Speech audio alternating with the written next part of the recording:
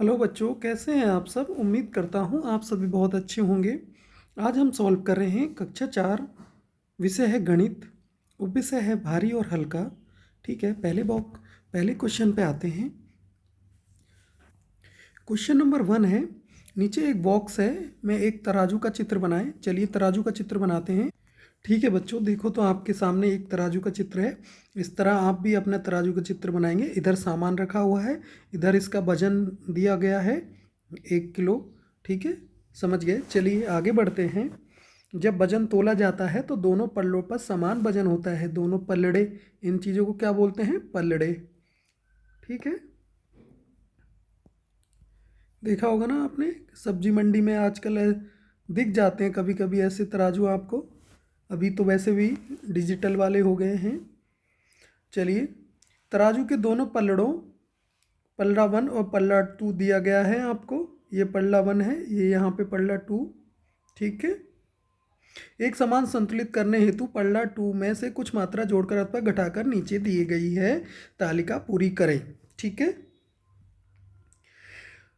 पल्लड़ा 1 है 250 ग्राम, उपलब्ध धन है 225 ग्राम। ठीक है, यहाँ जोड़ा गया 25 ग्राम, तो ये पूरा हो जाएगा 250 ग्राम। ठीक है, यहाँ जोड़ा गया है। ठीक है, यहाँ पल्ला 1 में 1 किलो कुछ चीज़ रखी हुई है, लेकिन 980 उसको तोला गया तो वो 980 निकली दोबारा। तो यहाँ पे कितनी कमी रह गई? 20 ग्राम की। ठीक है, ठीक है, यहाँ पे प्लस लिख देंगे, यहाँ पे 20 प्लस कर देंगे इसको। ठीक है, 20 ग्राम। आपको ये तो पता है ना 1 किलो में कितने ग्राम होते हैं? चलिए मैं बता देता हूँ। 1 kg में होते हैं 1000 ग्राम। ठीक है, चलिए आगे है 5 किलो, और यहाँ दे रखा है 5550 ग्राम। ओह, इतनी बड़ी संख्या, डरने की कोई बात नहीं है। चले आप इसके लिए सीधा कर लेंगे। 1000 मतलब 1 किलो, 5000 मतलब 5 किलो, और कितना अधिक दे रखा है? 550 ग्राम, यानी कि 5 किलो 550 ग्राम दे रखा है। ठीक है, चलिए तो कितना ज़्यादा है? 550 ग्राम।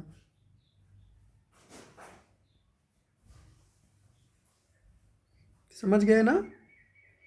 750 ग्राम पल्ले 1 में है, उपलब्ध वजन है 850, तो कितना ज़्यादा है? 150 ग्राम। ठीक है,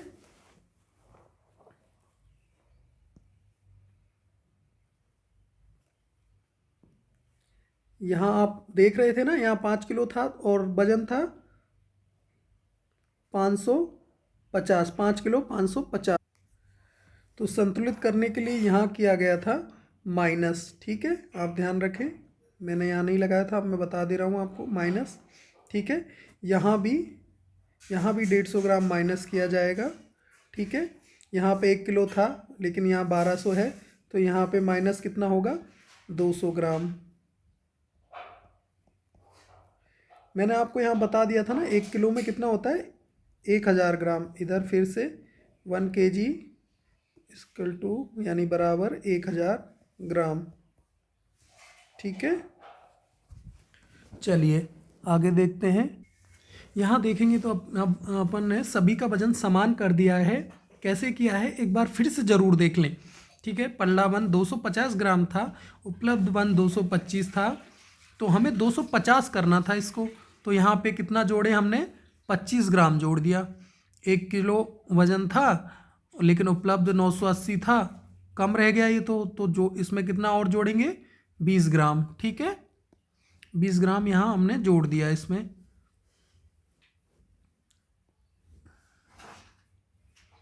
और तीसरे पे 5 किलो था और इन्होंने उपलब्ध वजन यहाँ अपने को ग्राम में दे रखा है 5550। तो 1 किलो मतलब 1000 ग्राम, तो 5 किलो मतलब 5000 ग्राम, और 550 दे रखा है, तो इसको अपन को 550 ग्राम को माइनस यहाँ कर देंगे। ठीक है, तो यहाँ 5 किलो ये हो जाएगा 5000 ग्राम हो जाएगा। 5000 ग्राम मतलब 5 किलो। ठीक है, यहाँ पे 4 है, 750 ग्राम, लेकिन यहाँ दे रखा है 850 ग्राम, ज़्यादा दे रखा है ना, तो माइनस करने के लिए, संतुलन बनाने के लिए 150 ग्राम हटा लेंगे। 1 किलो कोई चीज़ है लेकिन यहाँ पे 1200 ग्राम है, 200 ग्राम ज़्यादा दे रखी है, तो उसको 200 ग्राम चीज़ को हम हटा लेंगे। ठीक है, चलिए आगे बढ़ते हैं। इस तरीके से राधा और उसका परिवार मकान बदलकर दूसरे गांव जा रहे थे। उन्होंने बैलगाड़ी पर सामान लादा जैसे नीचे दिया गया है, लेकिन बैलगाड़ी आगे नहीं बढ़ पा रही क्योंकि वह 400 किलो से अधिक वजन को नहीं खींच सकती थी। ठीक है, क्या शर्त क्या है, वह 400 किलो ही खींच सकती है। अब देखते हैं कि ये कितना ज़्यादा है। ठीक है, कि वजन कितना, गाड़ी पर सामान का कुल भार, चलिए गिनते हैं। चलिए, चलो 100, यहाँ इन दोनों को गिनेंगे 180। ठीक है, यहाँ इन दोनों को गिनेंगे 120। चलिए, ये तीनों छोटी संख्याओं को एक साथ गिन लेंगे, 70 और 10 80, 10 90 92। ठीक है, इन तीनों संख्याओं को एक साथ गिन लेंगे, 20 10 30 और 8 38। ठीक है, चलो इनको टोटल कर लेते हैं। टोटल करना है कैसे, चलिए मैं आपको बताता हूँ। इधर लिख लेंगे इनको, 180, 120, 92 और 38। चलिए 0, यहाँ 8 2 10, 9 19, 19 और 3 22 और 1 हासिल का 23, हासिल 2 2 2 4, यानी कि 430। ओहो, तो ऐसी बात है, इसमें 30 किलो एक्स्ट्रा है, इसीलिए ये बढ़ नहीं पा रही। तो यहाँ पे जो पहला आंसर होगा वो क्या होगा, चलिए, गाड़ी पर सामान का कुल भार है 430 kg। kg का मतलब होता है किलोग्राम, वजन को किलोग्राम में मापा जाता है। ठीक है, ऊपर सूचीबद्ध किन चीज़ों को हटाया जाए कि लादी गई चीज़ों का वजन 400 किलोग्राम से ज़्यादा ना रहे। चलिए देखते हैं किस किस चीज़ को हटाया जाए। चलिए, अब नहीं रहे तो क्या क्या चीज़ हटाएं, गद्दे का देख लेते हैं। 20 किलो, गद्दा कितना है 20 किलो, और मेज़ कितनी है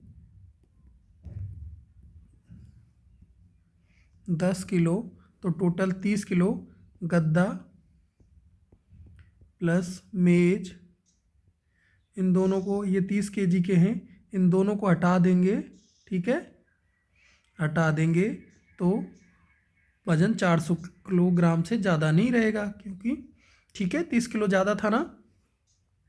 उस सबसे भारी वस्तु का नाम बताइए जिससे आपने कभी देखा है, आपने कभी देखा है। चलिए आप बताइए क्या। मेरे हिसाब से तो सबसे भारी वस्तु है हाथी। अगर आपने हाथी से भी अधिक वजन का कोई चीज़ देखी है तो हमें ज़रूर बताएं। ठीक है, यहाँ अपने पसंद से भी आप लिख सकते हैं। ठीक है, एक बार और समझाऊँ आपके लिए, कितना आसान था ये क्वेश्चन नंबर 3। ठीक है, ये सब वजन आपको दे रखा है। ठीक है, आपको यहाँ पे इसका वजन को टोटल काउंट कर देना है। जैसे मैंने, देखो चलो टुकड़ों में काउंट करते हैं, इन दो को जोड़ देंगे तो 180, इन दो को जोड़ देंगे तो 120, इन तीन को जोड़ देंगे तो कितना होगा 92, इन तीन को जोड़ देंगे तो 38, यहाँ पे इन सबको जोड़ देंगे तो टोटल 430 kg आ जाएगा। ठीक है, 430 kg कुल वजन। ठीक है, कुल वजन था 430 kg। अब इन्होंने पूछा है कि कौन सी वो दो चीज़ हैं या कौन सी कोई चीज़ है उसको हटा देंगे तो वज़न 400 हो जाएगा, 400 किलोग्राम से ज़्यादा नहीं होगा। तो गद्दा और मेज़ दो ऐसी चीज़ थी जो 30 kg एक्स्ट्रा थी, उन दोनों को अगर हटा दिया तो वज़न अपना 400 किलो हो गया। और सही में हमको 400 किलो वज़न होता तो बैलगाड़ी आराम से खींच सकती थी। ठीक है, चलिए आगे बढ़ते हैं। अपने बैंक की पासबुक के पहले पृष्ठ को देखें और आपको निम्न में से कौन सी जानकारी मिलेगी। ग्राहक का नाम, यहाँ पे नाम लिखेंगे, जैसे मेरा नाम अमन है तो मैं अमन लिखूँगा। यहाँ पे खाता संख्या, मेरी खाता संख्या 1 2 3 4 5 6 7 8 9 है। ठीक है, बैंक का नाम लिख देंगे, यहाँ पे यूनियन बैंक लिख देंगे, या अपना कोई, आपका कौन सा बैंक है, यूनियन है, SBI है। ठीक है, या पीएनबी है, जो सा भी आपका बैंक होगा, बैंक की शाखा का नाम, कौन सी शाखा पे कौन सी जगह पे बैंक है, ठीक है, कौन सी जगह बैंक है ना, स्थान, स्थान का नाम यहाँ पे आपको लिखना है, ठीक है। MICR कोड उसमें दिया गया होगा, 9 डिजिट का IFSC कोड दिया गया होगा, ठीक है, UN करके या SBI करके, SBI इन SBI का तो है, तो PNB का है तो PNB करके यहाँ पे डिजिट होंगे, वो आपको लिखने हैं। चलिए, परिवार की मासिक आय और विशेष महीने के लिए परिवार के खर्च के नीचे दिए गए चार्ट पढ़ें और उत्तर दें, ठीक है। यहाँ पे एक सीट है आपको और कुछ खर्चा दिया गया है, वो आपको यहाँ पे देखना है। ये तो आय हो गई, ठीक है, आय को अर्निंग बोलते हैं इंग्लिश में, ठीक है, अर्निंग हो गई। ये खर्च होगा, ये एक्सपेंडिचर बोलते हैं, ठीक है।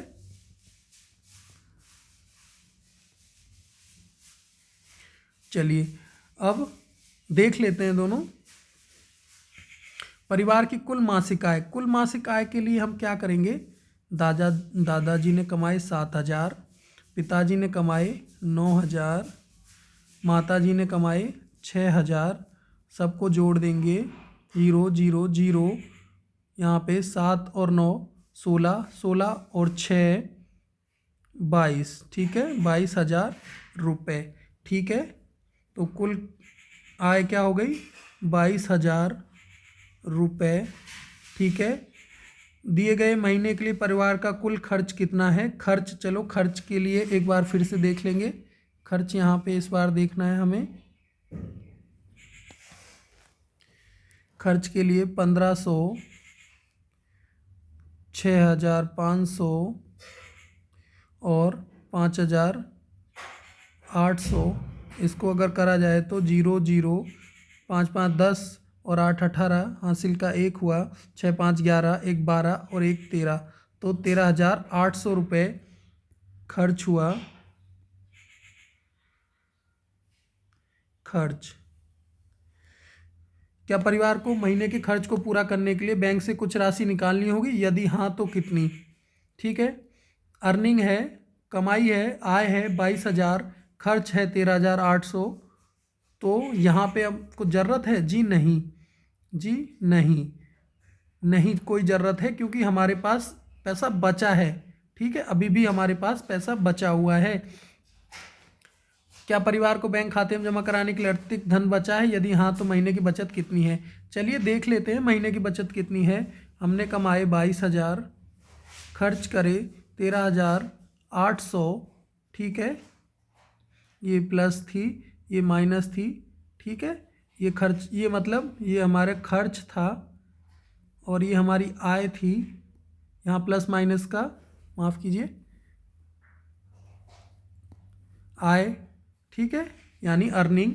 तो देख लेते हैं कितना बचा, 0 0, 10 में से 8 गया 2, यहाँ पे 1 बचा, 11 में से 3 गया 8, यहाँ 1 बचा था तो 1 1 0, तो 8,200 रुपये हमें बचत हुई, ठीक है। आप समझ गए ये कितना आसान है, समझ गए ना। परिवार की कुल मासिक आय थी 22,000 रुपये, दिए गए महीने के लिए परिवार का कुल खर्च था 13,800 रुपये, ठीक है, बिजली, फ़ोन, किराया, फीस और राशन में अन्य, ठीक है। और तीसरा क्वेश्चन था, क्या परिवार को महीने में खर्च पूरा करने के लिए बैंक से कुछ राशि निकालनी होगी, यदि हाँ तो कितनी राशि। तो कितनी राशि ज़रूरत पड़ेगी, जी नहीं, बिल्कुल नहीं पड़ेगी, क्योंकि हमारे पास अभी भी शेष, खर्च करने के बाद भी शेष रुपए बचे हुए हैं, ताकि और भी अगर ज़रूरत पड़े तो हम उसमें यूज़ कर सकते हैं, हमें बैंक से निकालने की कोई आवश्यकता नहीं है। क्या परिवार को बैंक खाते में जमा कराने का अतिरिक्त धन बचा है, तो यदि हाँ तो देख लेते हैं क्या बचा है। आय इतनी थी, खर्च इतना था, तो बचत हमारी 8,200 रुपये बचत हो गई। तो कितना, यहाँ आंसर लिखेंगे, फोर्थ का 8,200 रुपये बचत हुई, ठीक है। चलिए शाबाश। अगर आपको ये वीडियो पसंद आया तो इसे लाइक करें, अपने दोस्तों के साथ शेयर करें, और साथ ही अध्यापक अगर कोई कमी रहती है तो आप हमें बता सकते हैं। धन्यवाद।